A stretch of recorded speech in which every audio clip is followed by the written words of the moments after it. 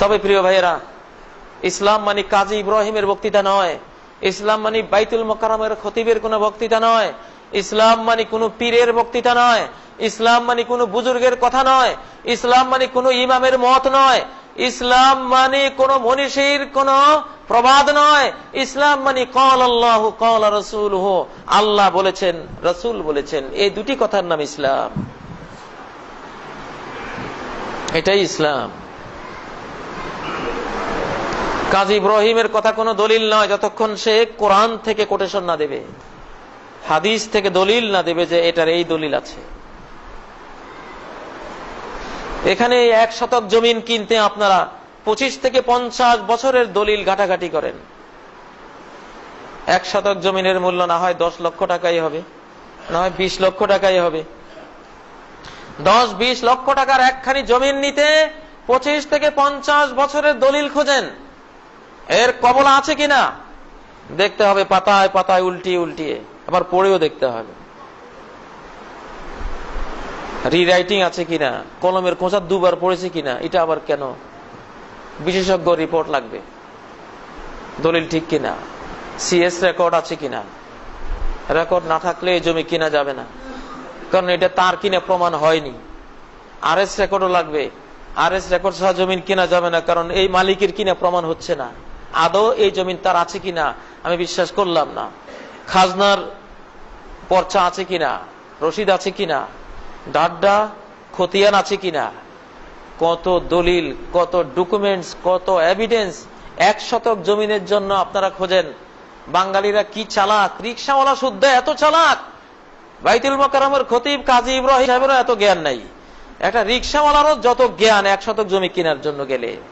কি চালাক এই লোকটাই, বেকুব হয়ে যায়, ননসেন্স হয়ে যায়, জ্ঞান শূন্য হয়ে যায় ইসলামের কথা বলতে গেলে। কোনো দলিল খোঁজে না, কোনো প্রমাণ চায় না। হুজুর বলেছেন, বুজুর্গ বলেছেন।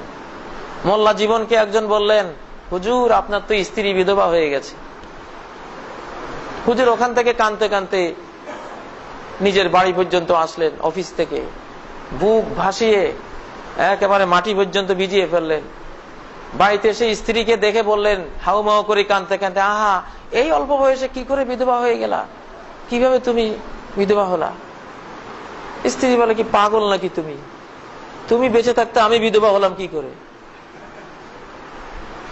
তখন মোল্লা জীবন বলেন, ঠিকই তো বলছো, আমি তো একটু চিন্তাও করলাম না যে লোকটা কি বললো, স্বামী বেঁচে থাকতে স্ত্রী বিধবা হয় কি করে?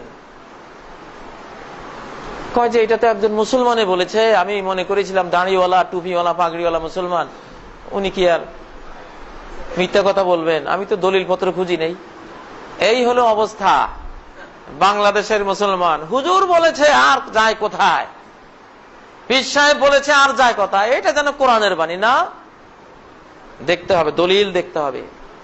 আপনি 1 শতক জমির জন্য এত বছরের দলিল খোঁজেন, আপনি যদি সর্বনিম্ন জান্নাতি হন, সবার পরে জান্নাতি যান, আপনি পাবেন এই পৃথিবীর মতো 10 পৃথিবী, 10টা পৃথিবীর বিশাল সাম্রাজ্য, বিশাল ভূমি আপনি পেয়ে যাবেন দলিল ছাড়া, প্রমাণ ছাড়া।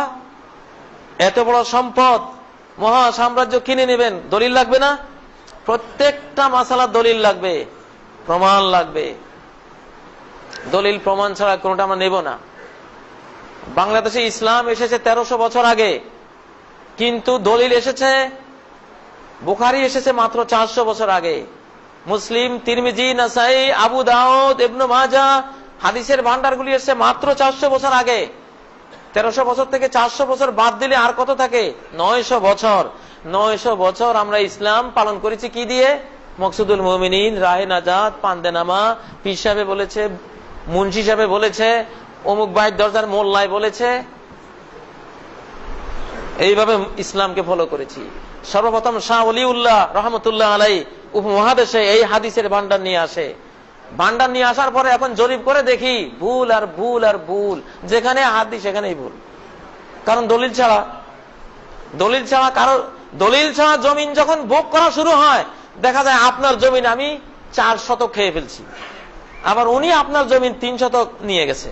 কারো আইল ঠিক নেই, কেউ 10 হাত গিয়েছে, কেউ 3 হাত, কেউ 5 হাত, কেউ 6 হাত, কারো আইল সীমানা ঠিক নেই। তখন কি করতে হয়? জরিপ চালাতে হয়। এই বাংলার বুকে সব বড় বড় আলেম, খতিবে আজম, ইমামে আজম, মুফতি আজম, আল্লামায়ে দাহার, বড় বড় আলেম সবাই আমরা পড়েছি আলিফ বে তে সে। আমিও পড়েছি আলিফ বে তে সে। আমার ওস্তাদ আমাকে বে তে সে পড়িয়েছেন, রে জে হে খে। সবাই লক্ষ লক্ষ আলেম, সবাই। কেউ একদিনও জিজ্ঞাসা করলো না এত বড় ভুল কিভাবে পড়ছি। কোরআন আঙ্গুল দিয়ে দেখিয়ে দিচ্ছে। কোরআনের 14 নম্বর সূরা ইব্রাহিম, আলিফ লাম র। যে হুজুর মক্তবের শিক্ষক, তিনি ফজরের জামাতে পড়ালেন আলিফ লাম র, র পড়ালেন। সেই হুজুরের কায়দায় সবক দিয়ে আমাকে পড়ালেন রে। কিরে বাবা, আপনি কোরআনই তো পড়লেন র, আর এখানে রে বললেন কেন? কোন দিকে যাব? কোরআন ভুল না আমি ভুল? আমি ভুল। কোরআনে যেটা বলেছে আলিফ লাম র, এটা রই হবে, রে হবে না। কোরআন বলেছে হামিম, হামিম। ইমাম সাহেব মসজিদে পড়িয়েছেন হামিম, হা, কিন্তু মক্তবে শিশুদেরকে, আমাদেরকে সবাইকে পড়িয়েছেন হে।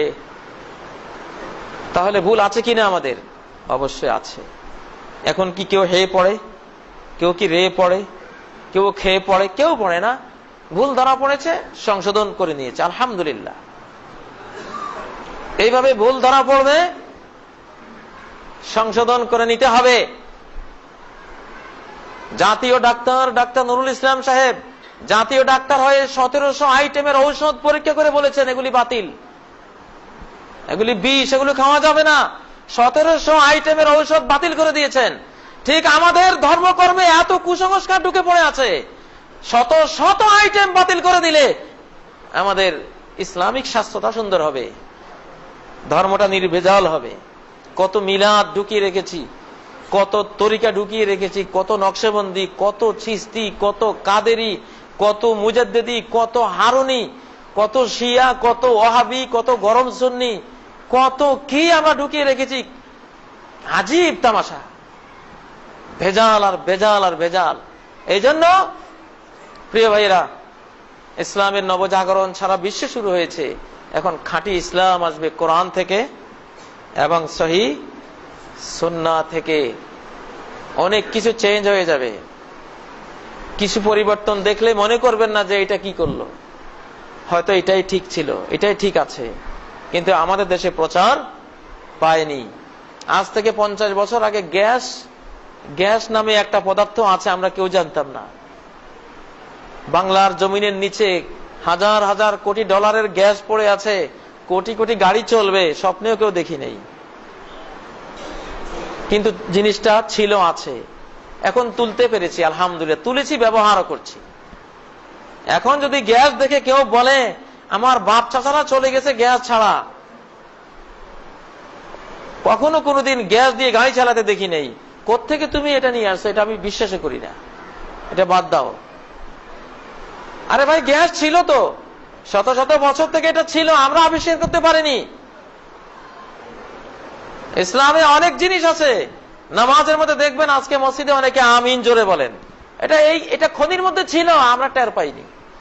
এখন খনি থেকে আহরণ করে আনা হয়েছে, টাটকা জিনিস। আমল করো। আল্লাহ রাসূল মুহাম্মদ সাল্লাল্লাহু আলাইহি সাল্লাম সম্বন্ধে সহিহ হাদিসে এসেছে, ইজা ফারাগা মিন গায়রিল মাগদুবি আলাইহিম ওয়ালাদ-দাল্লিন ক্বালা আমিন ওয়া রাফা বিহা সাওতা। আল্লাহ রাসূল সাল্লাল্লাহু আলাইহি সাল্লাম নিজে ইমামতি করার সময় যখন ওয়ালাদ-দাল্লিন পর্যন্ত পড়তেন, তখন আমিন বলতেন, ওয়া রাফা বিহা সাওতাহু, তার আওয়াজকে সুউচ্চ করতেন, সবাই শুনতে পেত। এবং পেছনে সবাই আমিন বলতো, যেটা মক্কার বাইতুল্লাহতে, কাবাতে, যে কাবার দিকে ফিরে সবাই নামাজ পড়েন, সেই কাবাতে এই আমিন জোরে আছে কিনা? অবশ্যই আছে। এবং এটাই দলিলে আছে, এটাই 62 সালের রেকর্ডে আছে, সিএস রেকর্ড, আরএস রেকর্ড, ডাড্ডা, কবলা, সব রেকর্ড পত্র এটার পক্ষে। আপনি যদি বলেন যে বাবারে আমার ব্যবসা ছাড়া করে নাই, ওনারা টের পান না, আমি তো টের পাই নাই। আমি কাজী ইব্রাহিমে তো আমার ছাত্র জীবনে জোরে বলতাম না, আমার ওস্তাদরাও জানতো না, আমিও জানতাম না। এখন আমার ব্যবসা ছাড়া গরু গাড়িতে করে হাট বাজার করেছে, সেজন্য আমি কি বলবো, এখন প্রাইভেট কার, জিপ, এগুলি ভালো না। আমার ব্যবসা ছাড়া কেউ এগুলি ব্যবহার করেন নাই, অতএব যেই গরু গাড়িতে আমার বাবা জীবন কাটিয়ে কবরে চলে গেছেন, আমার পিতামহ যে জীবন কাটিয়েছেন, সেই ঐতিহ্যবাহী ঐতিহাসিক গরুর গাড়ি দিয়েই আমি ঢাকা থেকে সিলেট আসবো, মাহফিলে অংশগ্রহণ করব। এই যদি আমি গরু গাড়িতে চড়ে রওনা দেই, আলহামদুলিল্লাহ মাসখানিক লাগবে আমার সিলেট পৌঁছতে। ব্রেইনটাকে সতেজ রাখতে হবে, যেটা সত্য পাওয়া যাবে, দলিল প্রমাণে পাওয়া যাবে, গ্রহণ করতে হবে, গ্রহণের মানসিকতা থাকতে হবে। এক জায়গায় জমে বসে থাকলে হবে না, তাহলে আপনি পিছিয়ে পড়ে যাবেন। যারা আমিন জোরে বলবেন, তারা এই জোরে বলার একটা সুন্নত জিন্দা করার কারণে প্রতি রাকাতে 10টা নেকি বাড়তি পেয়ে জান্নাতের ফার্স্ট ক্লাসে চলে যাবেন, আর আপনি পেছনের কাতারে পড়ে থাকবেন। আল্লাহ নবী বলেন, মান আহাব্বা সুন্নতি ফাকাদ আহাব্বানি, আমার যে কোনো সুন্নত জানতে পেরে যে সুন্নতটাকে ভালোবাসলো, সেটা আমাকেই ভালোবাসলো। ওমান আহাব্বানি কানা মাই ফিল জান্নাহ, আর যে আমাকে ভালোবাসবে সে জান্নাতে থাকবে আমার সাথে। মানুষের রুচি দিয়ে কোনো ভালো মন্দ বোঝা উচিত নয়। ভালো মন্দ বুঝতে হবে দলিল দিয়ে, প্রমাণ দিয়ে, কোরআন দিয়ে, সুন্নাহ দিয়ে। প্রিয় ভাইরা, এই কথাগুলি বাংলাদেশে খুব জরুরি। এই জন্য যেখানেই কোনো জিনিস আমল করছেন একটু খতিয়ে দেখবেন, একটু দলিল প্রমাণ দিয়ে ঘেটে দেখবেন। এখন ইন্টারনেট আছে, আপনি সব বের করে আনবেন, যে এখানে আছে, ক্লিক করলে আপনি পেয়ে যাচ্ছেন হাজার হাজার দলিল। প্রিয় ভাইয়েরা, এটা হলো এমন কথা, যে কথা দিয়ে আপনি উপকৃত হবেন। আপনি দলিলের উপরে চললে আপনার জান্নাতের রাস্তাটা সহজ হয়ে যাবে ইনশাআল্লাহ, আপনি জাহান্নাম থেকে বেঁচে যাবেন। যুগে যুগে ওলামায়ে কেরাম আসবে, ভুলগুলি সংশোধন করবে। যেমন ভূমি জরিপকারী অফিসাররা কয়েক বছর পরে পরে আসে, ব্যবহার করতে করতে আইল ঠিক থাকে না, জরিপ করে আবার ঠিক করে দিতে হয়। ওলামায়ে কেরামের এমন দায়িত্ব আছে। আমি বহু জিনিস নিজের বর্জন করেছি।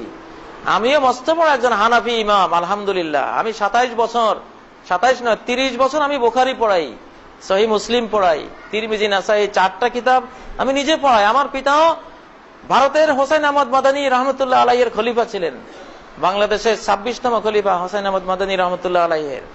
আমার নানাও ছিলেন আশরাফ আলী থানভী রহমতুল্লাহ আলাইহির পুত্র সম। উনি পুত্র বলতেন আমার নানাকে।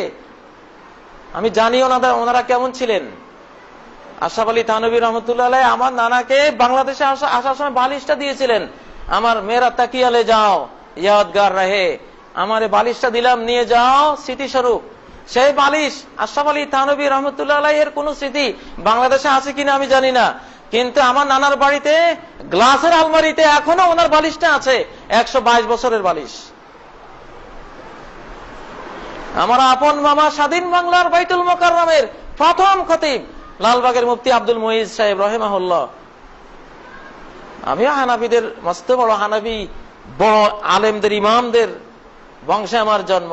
ইমাম আবু হানিফা রাহিমাহুল্লাহ বড় ভালো মানুষ ছিলেন, অনেক বড় জ্ঞানী ছিলেন, অনেক বড় আল্লাহওয়ালা ছিলেন, কোরআন প্রেমিক ছিলেন, হাদিস প্রেমিক ছিলেন। উনি বলেছেন, ইজা সাহাল হাদিসু ফাহুয়া মাযহাবি, আমার মাযহাব হতে হলে হাদিসটা সহিহ হতে হবে, হাদিসটা সহিহ হতে হবে। সহিহ হাদিস পেলে ওইটা আমার মত, ওটার উপরে আমল করবা, কোনো বাধা নাই। আমি কে বাধা দেব? আল্লাহ নবীর হাদিসে আমল করবা, কে বাধা দেবে? প্রিয় ভাইয়েরা, এই জন্য জমিন কিনতে যেমন দলিলের প্রয়োজন, জান্নাত কিনতেও দলিলের প্রয়োজন। আশা করি আমরা সবাই কোরআন ও সুন্নাহর দলিলের উপরে চলার চেষ্টা করব। যার যা আল্লাহ তৌফিক দেন ওলামাদের কাছে জিজ্ঞাসা করব, নিজেও একটু দেখব, পড়ালেখা করেওয়ালা মুসলিম হব। প্রত্যেক মুসলিমের ঘরে কোরআনের বাংলা অনুবাদ ওলা একটা কপি, বুখারী মুসলিমের 2টা কপি অন্তত থাকা চাই। কিছু পড়াশোনা ছাড়া আপনি অন্ধ থেকে যাবেন, বাঁচতে পারবেন না। আল্লাহ আমাদের সবাইকে পড়ালেখা করার তৌফিক দান করুন, ইসলামকে জানার বুঝার তৌফিক দান করুন। আকুলু কাওলি হাযা ওয়া আস্তাগফিরুল্লাহ লি ওয়া লাকুম ফাস্তাগফিরুহু ওয়া তুবু ইলাইহি ইন্নাহু হুয়াল গফুরুর রহিম।